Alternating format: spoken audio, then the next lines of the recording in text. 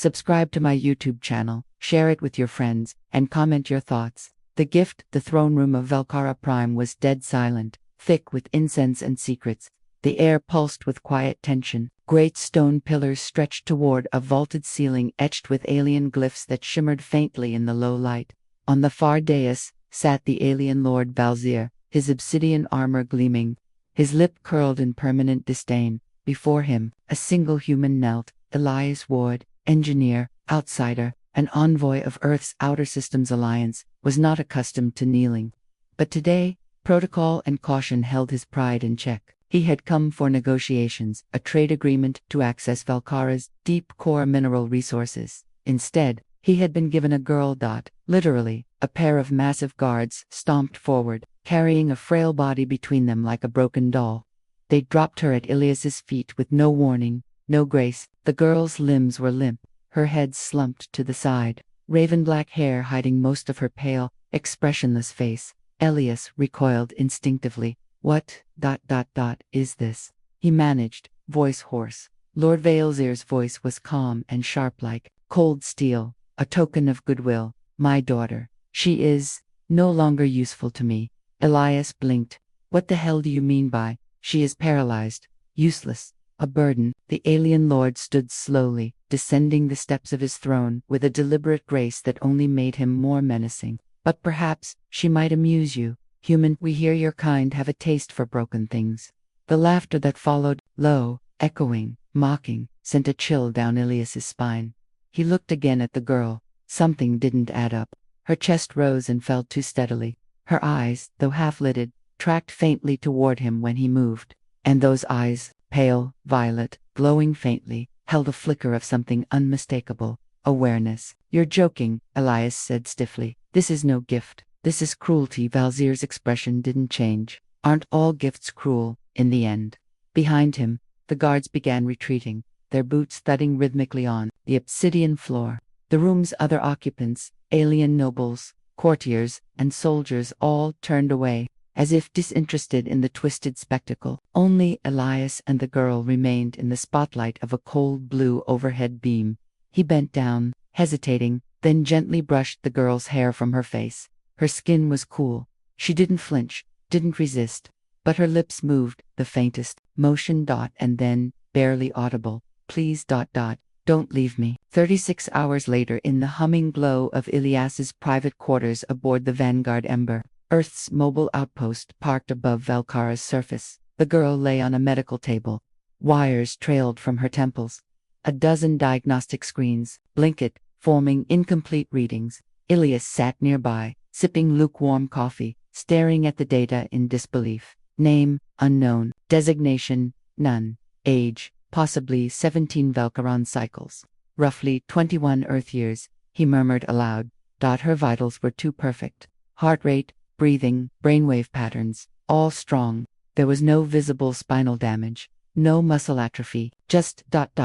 complete neural silence from the motor cortex down. Artificial. He looked over at her again. The girl, Lyra, as she had finally whispered when coaxed, lay still, but her eyes were open now, watching, thinking. No fear, no confusion, just that same eerie calm. You understand me, don't you? Elias said. Slow blink. One nod. Can you move anything at all? No. Can you feel pain?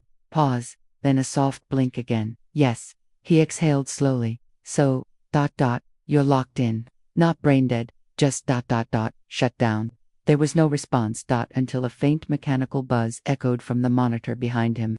Elias turned. The system had registered a neural pulse spike, unusual, strong. He returned to the terminal and activated a deeper scan.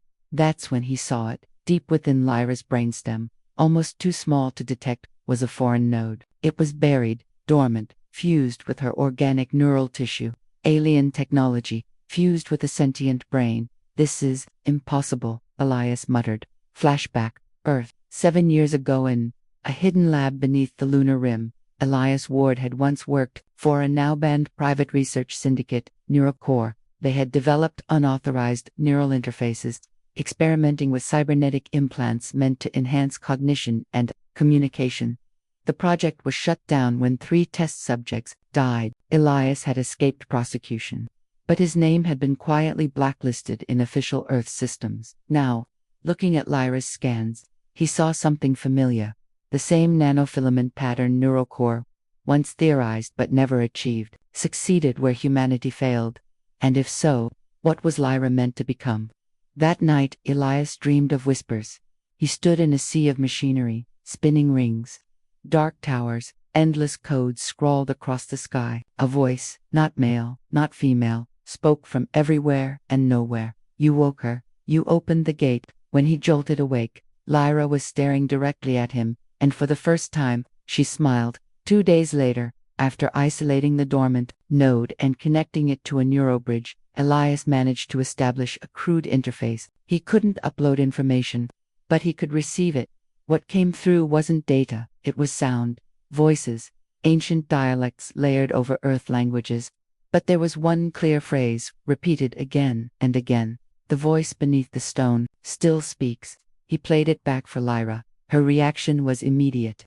Her body trembled, the first involuntary movement since she arrived.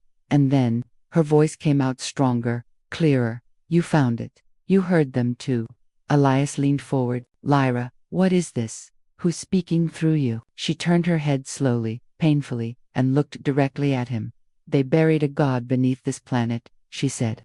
And I'm its cage. Final scene. The Lord watches in the dark observatory high above the Velkaran palace. Lord Valzir stood silently before a holodisplay, showing footage from Elias's ship. Somehow, his surveillance tech was still linked. He watched as Lyra spoke, as Elias leaned closer, as the interface flared with unexpected energy. A younger noble approached him, hesitant. My lord, shall I send a retrieval team? Valzir didn't answer immediately. When he did, it was with a whisper, one that sounded almost pleased. No, let the human think he's uncovering something new. Let him pull the thread. He turned, revealing a second pair of eyes, blinking, open along his neck. Let him see what we were afraid to finish. The hidden circuit the room was dark except for the pale glow of the interface console. Elias sat cross-legged on the floor beside Lyra, the air between them charged with something unseen but undeniable. Since her last words, they buried a god beneath this planet, and I'm its cage. He hadn't spoken much. He didn't know what to say. He'd seen many things across the colonies: advanced alien biotech, synthetic organisms, machine learning ecosystems, but nothing like this. Not a living person, fused with something ancient, something conscious, and certainly not a god. Lyra, he said finally, keeping his voice calm, I need you to tell me exactly what you mean. What is inside you? Her lips twitched. Slow, precise speech emerged, as if every word passed through resistance. It is not inside me. It moves through me. He frowned. The node in your brain's, the AI interface, is it active? She blinked once. Yes. He tapped the console again, pulling up the neural resonance data. The interface was still spiking irregularly. Elias noticed something odd. The resonance waves weren't just neural. There were other frequencies mixed in, subharmonic oscillations, outside the brain's usual parameters. Then, it hit him. It was trying to broadcast. The signal narrowband receiver. Elias routed the AI's emissions through a filtration algorithm and isolated a pattern. A pulse, encoded in quintuple harmonics. Like an old Earth number station, 5 tones, repeating, each variation slightly different. Then something terrifying occurred. The tones began to respond to the console's presence. They adjusted to the rhythm of his input. Elias froze. This thing's adapting, he whispered. He looked to Lyra, whose eyes were now fixed upward, distant, almost glazed over. I can't control it, she whispered. Not anymore. He opened the shielding module and carefully examined the neural node. It had changed color. The metallic sheen now swirled with an internal glow, like molten silver. Whatever it was doing.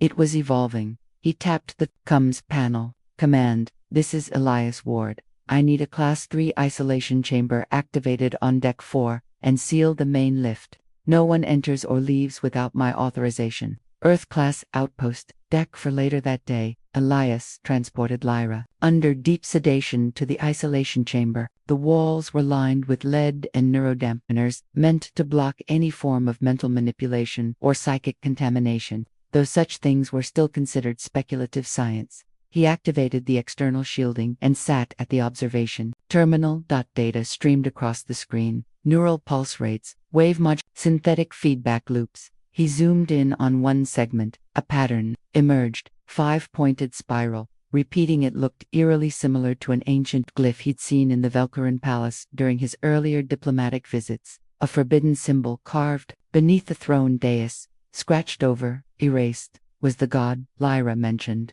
real, or worse, still alive? Memory fragment. The AI inside Lyra had begun projecting more than just tones. It now accessed fragments of memory and played them back through the neuro interface. Display. The first image showed a stone chamber, impossibly large, with coils of biomechanical tendrils snaking along the floor and ceiling. In the center, a pillar rose encased in pulsing light, and inside it something that looked both like a star and a heart. Then came a whisper. It fed us knowledge, then asked for worship. Elias stared at the projection, mind racing. Was this a prison? Had the Velkarans locked something away beneath their own soil? If so, why give Lyra its supposed cage to him? Was it a test? A trap? He turned to Lyra again. Why me? Her voice was clear now, stronger. Because you hear things others don't. You listen to broken machines.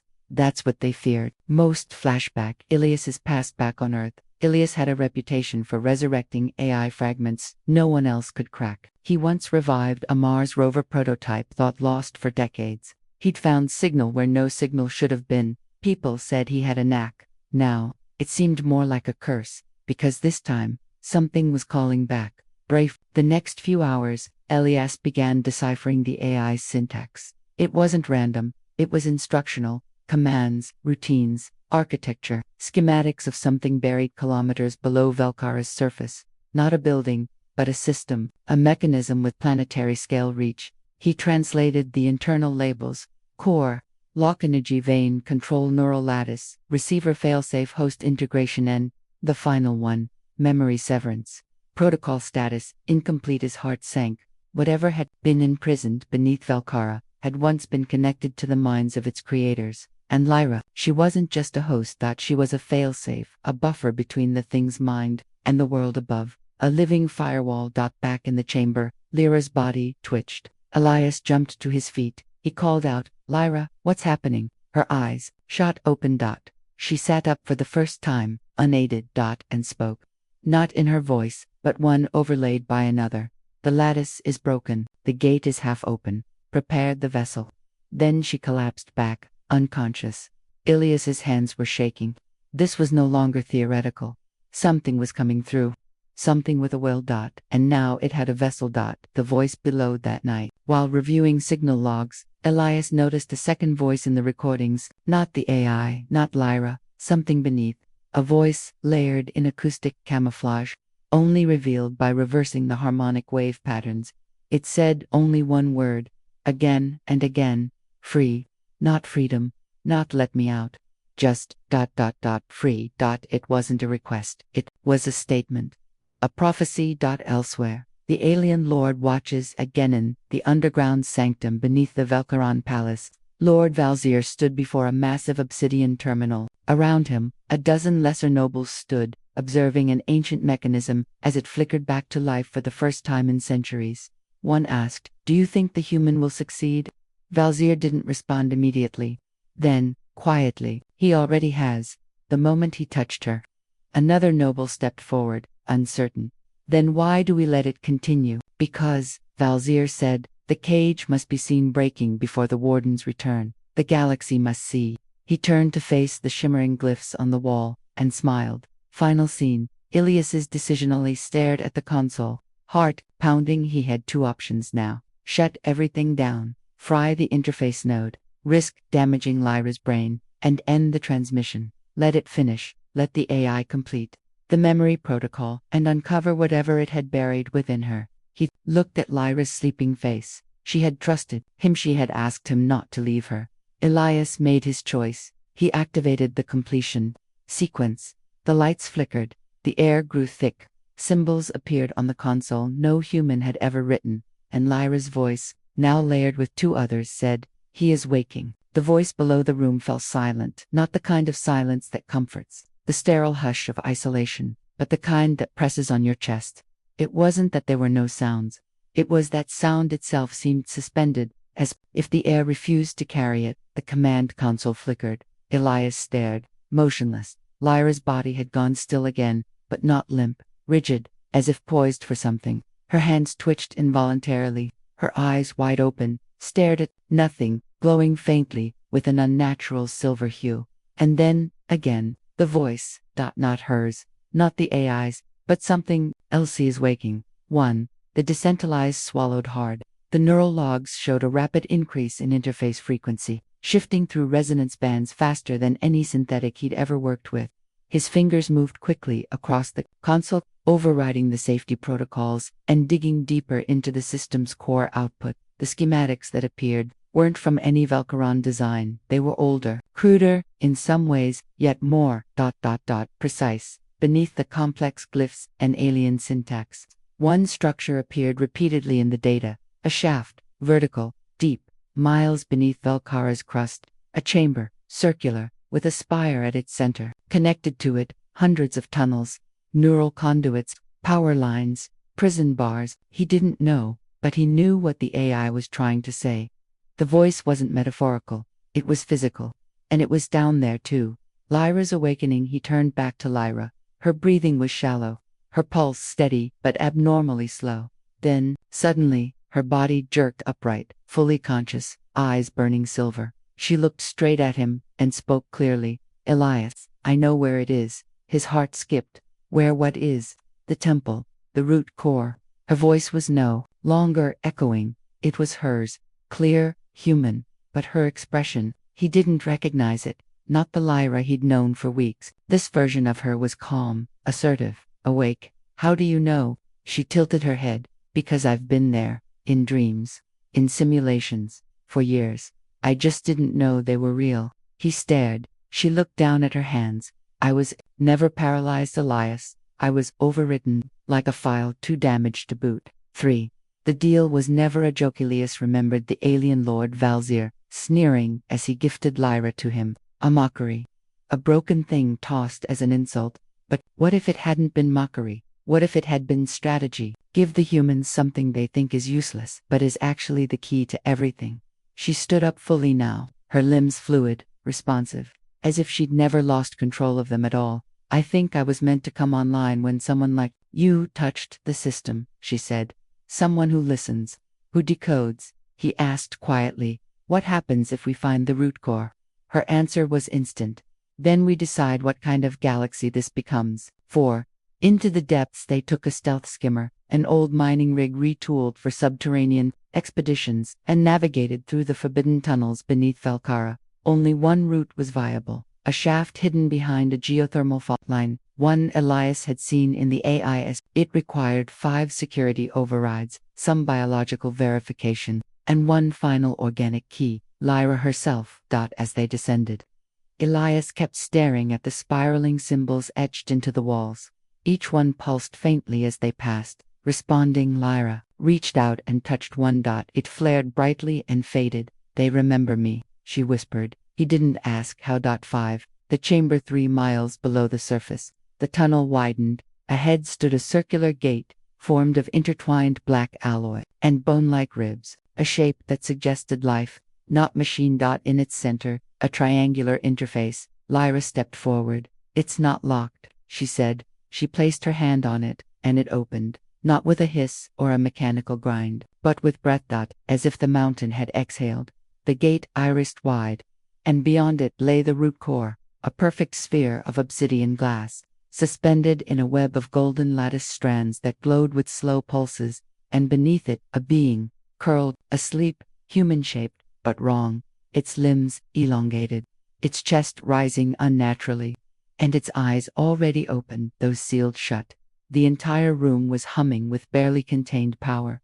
Elias stared, stunned. Is that it? Lyra nodded. That's the voice. 6. The warning aged. They stepped closer. The being's eyes flickered, not open, not shut, something in between. Elias's chest tightened. His ears rang. Then it spoke. No lips moved, but the sound hit them both in the mind. You are not of the Warden caste. Elias winced. Lyra clutched her head. I am, she gasped. I am the key. The being paused, then responded. Key is fractured. Protocol incomplete.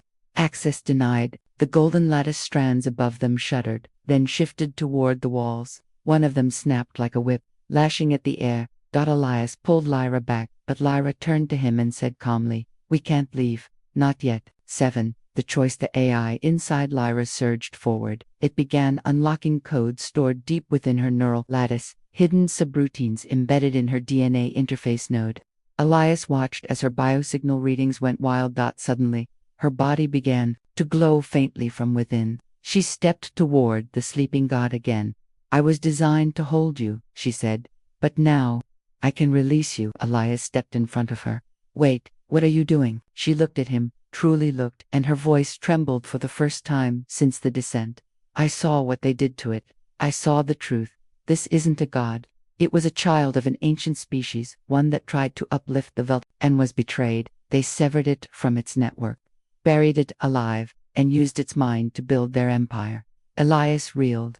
You want to free it? She nodded, and whispered, no more cages. 8. The activation sheet pressed her palm against the being's chest. Golden light erupted. The entire chamber shuddered. Symbols across the walls lit up in sequence, some ancient warning, some activation code. The being twitched, then began to rise. Its feet hovered inches off the ground, eyes now fully open, black, with galaxies swirling in their depths. It looked down at Lyra, then Elias. Then spoke into their minds again. I remember pain, but also ...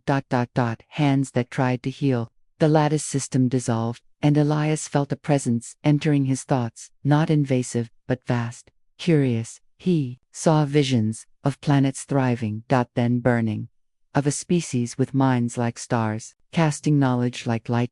And then, betrayal. Chains. Burial. Sleep. 9. The consequence. Outside across Velkara, the sky rippled, sensors across the world blinked, gravity fields shifted, energy readings spiked, and above it all, from orbit, satellites recorded a beacon firing from the core. A message, not just to Velkara. To the galaxy. I have awakened, and I remember who hurt me. 10. Elias's final words back in the chamber. Elias looked at Lyra, who now stood taller, stronger, the last embers of the AI interface fading from her eyes. He stepped toward the being and said, what happens now? The voice replied simply, now, we choose what to become, all of us.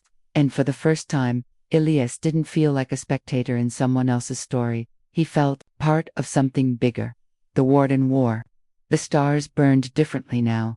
Velkara's upper atmosphere shimmered with the afterglow of the beacon. What had once been a sleeping planet at the edge of forgotten space now pulsed like a heartbeat, and every powerful race in the galaxy felt it. But down in the chamber, far beneath the crust, Elias stood in silence. Lyra stared into the obsidian eyes of the awakened being, the voice, who now hovered inches above the floor. Power, radiating from its form like invisible waves. And then, without sound, the voice vanished, gone. No flash. No portal. Just absence. Lyra fell to her knees, gasping. He left. Elias knelt beside her. What just happened? She looked up, trembling. He's gone to the stars, to warn others, or to challenge them. Elias knew what that meant. The balance of power in the galaxy had just been shattered. 1. The message across the void. 3 hours later, in orbit above Velkara, a hidden human recon satellite blinked to life. It wasn't supposed to receive transmissions. Its core relay had been fried during a border skirmish years ago, but now, it began to broadcast. The message was simple. One word, Warden. Back in the surface outpost, Elias watched the encrypted stream from an old terminal. Earth commands. Systems were responding cautiously, sending pings from the Sol system. But what chilled him most wasn't the message. It was the metadata attached to it. Hundreds of coordinates lighting up across the galactic rim. Are those locations? He asked. Lyra, still recovering from her neural burn, nodded weakly. Not locations, she said. Vaults. He turned to her. There are more than 1,000, buried like him, forgotten, suppressed. Elias gripped the edge of the console. This wasn't just about Velkara anymore. This was about the whole galaxy waking up to the first strike of Velkaran. High Command didn't take long to respond. The moment the root core sent its signal, underground defense protocols kicked in. Within an hour, black-clad shock troops descended into the tunnels, heavily armed and instructed to retrieve or terminate Elias and Lyra. But the tunnels had changed. The pathways shifted like a living maze, symbols pulsed in warning as the soldiers entered. And one by one, they vanished, dragged into shadows by something that wasn't flesh or machine. The root core had defenses, and it had chosen sides. Elias watched from the surveillance feed as the last soldier screamed before the feed cut out. Lyra turned to him. "We need to leave, now." "But where?" he asked. She opened her hand and sighed. A glowing hexagonal shard pulsed. "The voice left us a path. 3, Earth's forgotten past." 2 days later, aboard a stolen Velcaron scout ship, they reached a quiet point in space, dead black, beyond any mapped lanes, but the shard activated as they approached. Pulsing faster than a small blue world appeared, old, damaged, covered in dust and ice. Lyra smiled faintly. This was once called Edenine, a test colony, one of Earth's original deep colonies, long abandoned. Elias was stunned. He'd studied human expansion history his whole life, but no records mentioned Eden-9. As they landed on the surface, the ship's scanners went dead. The entire planet was wrapped in interference, but underground, something was still alive. For the last human warden, they entered through a collapsed transit tunnel. Dust choked the corridors. Ancient signs in English still clung to rusted steel walls. "Caution, Warden Core, access level Omega." Lyra moved confidently through the dark.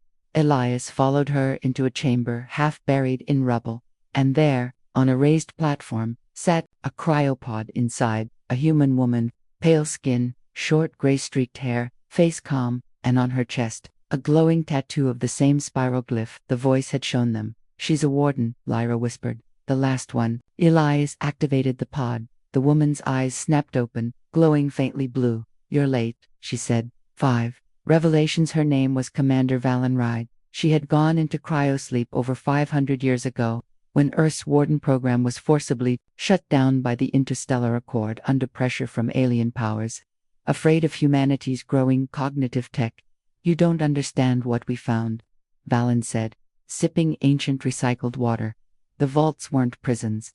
They were bridges, 2 minds greater than our own. We were supposed to learn from them, not bury them." Elias asked. "Why did they seal them away?" She sighed. "Because knowledge is power, and power terrifies cowards." Lyra stepped forward. "The voice is awake, and he's not alone anymore." Valen looked at her, then nodded. "Then it's already begun." 6. The gathering storm across the galaxy. Systems were lighting up. Vaults were activating. Fragments of ancient consciousness leaking into local networks. Rogue AI whispers. Psychic dreams in alien empires. Starforges shifting orbit on their own. The Velcaron High Council declared a state of galactic emergency. But it was too late. Old species who had ruled for millennia realized their time was ending. New powers were rising. And they all had one thing in common. They were listening to the human signal. 7. War Council. In the deep tunnels of Edenine, Elias, Lyra, and Commander Ride activated the Warden Core, a spherical interface powered by organic, neural nodes. They sent a single message to Earth. Encrypted, untraceable, and undeniable. "The vaults are real. Humanity must remember its legacy. Reclaim the mantle, or be forgotten." Earth Command didn't respond, but someone else did. A ping from the Outer Rim, a forgotten fleet, the last Terran warcruiser, ARCLIGHT.8. What Lyra feared later that night. As storms raged across Edenine, Lyra stood alone on the CLIFFSIDE. Elias joined her. "You're shaking?" he said. "I'm remembering," she replied. "Pieces are still coming back. About the vaults." She turned to him, her eyes reflecting the strange stars above. "No, about me." Elias stayed silent. Lyra whispered, "I was created to interface with the vaults, but I wasn't the first. There were others. What happened to them?" Her voice cracked. "They broke." 9. The real enemy. The next morning, a signal arrived from Arclight. Encrypted coordinates. An urgent message. "Do not trust the wardens." Elias stared at the transmission, stunned. Lyra and Ride joined him. "What does it mean?" Elias asked. Ride stepped back, her face pale. It means someone still remembers the real reason we shut the vaults. Elias turned to her, which was, she hesitated. Because the vaults didn't just teach us, they shaped us, changed us, and somewhere along the line, we stopped being fully human. Lyra's body shivered. The shard in her hand began to vibrate violently. Elias stepped back in alarm. Her voice grew hollow. Something's coming. 10. The cliffhanger from orbit. A massive shadow darkened the sky above Eden-9. A ship. No, a structure larger than a moon. Not human. It was vault-born. Its outer hull pulsed with living light. Its engines made no sound. And at its center, a growing eye of black flame. Elias stared in horror. Did we wake up the wrong thing? Lyra fell to her knees, clutching her head. Inside her mind, the voice returned. One of us betrayed the network. One of us became a warden killer. The ship spoke next. A transmission across every frequency. Every language, every mind. Your time is over. I have come to collect the debt. The debt collector. The stars themselves seemed to flicker in fear. The thing in orbit above Eden wasn't a ship. It was a sentence. A judgment passed on the living, and now it had come to collect one. The arrival. It didn't attack right away. It didn't need to. The moment it arrived, every system on Eden-9 failed. Lights dimmed. Oxygen generators halted. Communications blacked out. In the warden core chamber, the interface orb cracked in half like a hollow egg, leaking iridescent smoke. Elias, Lyra, and Commander Ride stood in stunned silence as the chamber went cold. Then came the voice, not a broadcast, but a whisper in their minds. Warden Seed 9.03 identified. Interface anomaly detected. Retrieval required. Ride gritted her teeth. It knows about Lyra.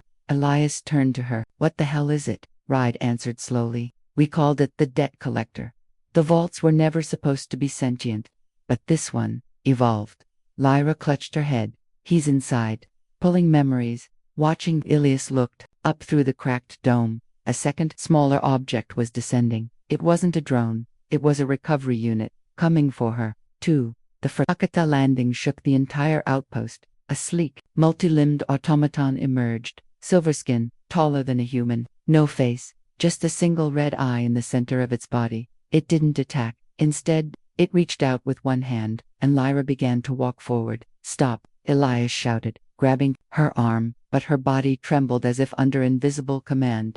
He's calling me, she whispered. Part of me wants to go. Ride raised her weapon and fired. The blast didn't scratch the automaton. It simply paused, tilted its head, and then released a sound like a bell tolling underwater. Every light in the outpost shattered. Lyra fell to her knees, bleeding from the nose. Then Elias did something desperate. He threw himself in front of her. Take me instead. The machine paused, scanned him, and hesitated. That one moment bought them time. Ride activated a hidden failsafe in the chamber, a detonation charge designed to collapse the entire warden core cave. Run, she screamed. 3. Flight into the frozen abyss. Elias carried Lyra through the collapsing tunnels. The snow-choked corridors of Eden-9's underground city turned to ice and rubble. Behind them, Ride stayed behind to delay the automaton. As they emerged onto the surface, explosions tore the sky. Chunks of the old colony collapsed into a pit of fire and light. Elias turned just in time to see the automaton rise through the flames. Still intact, Lyra stirred in his arms. We can't run. He'll never stop. What is it after? She looked up at him, fear in her eyes. Not me. Then what? She whispered. All of us. 4. The memory that wasn't hers, safe for now in a broken Comes tower. Lyra finally began to talk. I'm not just a warden interface, she said. I'm a memory core, a living archive, a vault copy made flesh. Elias blinked. A copy. She nodded. They didn't trust digital systems anymore, so they created biological vessels, embedded fragments of the vault inside living minds, and you're one of them, she whispered. I'm the last one. Elias leaned forward. What does the debt collector want? To wipe the slate clean, she said. To erase all that was ever learned, all that was ever shared. But why? She stared at him. Because we broke the first law of the vaults. Elias tensed. What law? She said 2 words. Do not dominate. 5. A dark truth from Earth. The next day, a miracle happened. They received a message. Not from Earth Command, but from an ancient AI archive hidden aboard the Arclight, the last human war cruiser. The message was visual. A man in black armor stood among stars, surrounded by ruins. If you're receiving this, the vaults have awakened, and the debt collector has begun the final retrieval. I am Commander Hess, last Warden General of the Terran Directive, and I carry a confession. The feed showed images.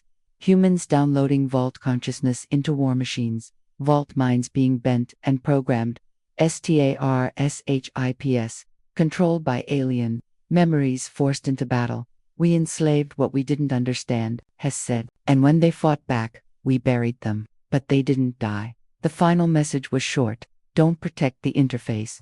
Kill it, before it finishes merging. 6. The impossible choice. Elias stood alone in the snow, listening to the last echoes of the message. Kill Lyra, or let the galaxy burn. She approached quietly. I heard it too, she said. He didn't speak. You're thinking it. I can feel it. She placed something in his hand, the shard from Valkyrie. This, if you choose to end me, it will be quick. He stared at her. You're not just code. You're not just memory. You've laughed, bled, felt pain, loved. She looked up at him. But I'm still a copy, Elias. I don't know if my feelings are real, or just echoes. He dropped the shard. I decide what's real. 7. Return of the voice. That night, while Lyra slept, the voice returned. In Elias's dreams. Not as a figure, but as a feeling, deep cold and unbearable heat in one. You hesitate, it said. You love what should not exist. Elias replied. She does exist, the voice hissed. Then you must protect her, because what comes next is annihilation. Images flashed, the debt collector descending on other vaults. Alien cities turned to glass, entire moons silenced. The collector seeks the last core, hidden inside her. If it gets it, it can reboot the entire network, rewrite reality as it sees fit. Elias woke in a panic. There was only one way to stop it now. They had to get to the Arclight. 8. Commander Ride's last stand. They found Ride, half dead but alive, inside a buried dropship, 3 clicks from the old city. Burned, bleeding, but smiling. Didn't think I'd miss the apocalypse, she joked. They got her aboard the scout ship and launched into orbit, just as the massive vault entity above Eden 9 began to lower tendrils into the planet's core. Elias looked back. Eden 9's going to blow. Ride, coughing, said, let it, it's a graveyard anyway. Lyra stared out the window. It's not just after me anymore. It's spreading. The signal's going out. Elias adjusted the course to Arclight. We end this on human terms. 9.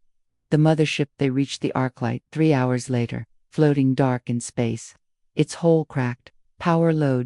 Inside, preserved in the central vault, was the last human override key, a core sphere with all of Earth's pre-war encryption. They planned to use it to block the collector's access to Lyra, but the vault entity was already there. The moment they docked, it sent its message. You flee, but I am always beside you. Humanity owed a debt. You tampered with what was sacred. Now, the network shall be restored in my image. Elias turned to Lyra. She held the override key and whispered, then let's break the system. 10. The final merge begins the moment Lyra touched the Arclight core. A surge of energy enveloped the room. Her body lifted off the floor. Symbols from the vault burned across her skin. Her voice deepened, layered, like many voices speaking through her. I see now. The vaults weren't prisons. They were cocoons. Elias stepped back. Lyra, her eyes locked onto his. I'm still me, but I'm also more. I remember the worlds, the betrayals, the purpose. Then tell me, Elias said, what do we do? She smiled, a tear sliding down her cheek. We fight, as one. The collector was coming, and Earth was next. The final vault, previously on the story. Elias, a human explorer mocked with the gift of a paralyzed alien girl, discovered she was no ordinary being. Lyra was a living vault interface, a hybrid of memory and mystery, carrying ancient knowledge and forbidden power. As Lyra awakens the core of her true purpose, the debt collector, a colossal sentient vault entity, prepares to reboot the universe in its own image. Elias and Lyra escape to the derelict human warship, Arclight. Now the final battleground. Now the last stand begins. Not just for Earth, not just for Lyra, but for truth, identity, and the soul of the galaxy itself. 1. Orbiting the Nth, Arclight shuddered under the pressure of the vault entities. Approach. Outside the windows of the command deck, space twisted like rippling water. The massive, angular shape of the debt collector loomed into view, not a machine, but a structure with intention, with purpose, with judgment. Ilias stood beside Lyra, who hovered slightly off the ground now, surrounded by ghostly glyphs. Her voice was layered now, echoing in ways no human throat could produce. It's begun. It's accessing the primary thread. The what? Elias asked. The memory line of every species that touched the vaults, she said. If it rewrites them all, reality will change. Not just history. Who we are will change. Elias clenched his fists. Then we stop it here. 2. The lock that remembers. In the core of the Arclight, buried beneath layers of ice-cold steel and rusted warning signs, lay the last Terran override, one key designed to sever vault connections. Elias and Lyra reached it through broken corridors, past frozen soldiers and flickering memories. As they approached the override chamber, a new presence joined them. Ride, injured, pale, but still standing. You'll need a third signal, she said, clutching her wounded side. Protocol, Tuju, no override without 3 sentient verifications. Elias stared at her. You're coming with us, she smirked. I didn't crawl through hell to sit this out. Inside the chamber, 3 circular pedestals waited. Lyra hovered to one. Ride leaned against another.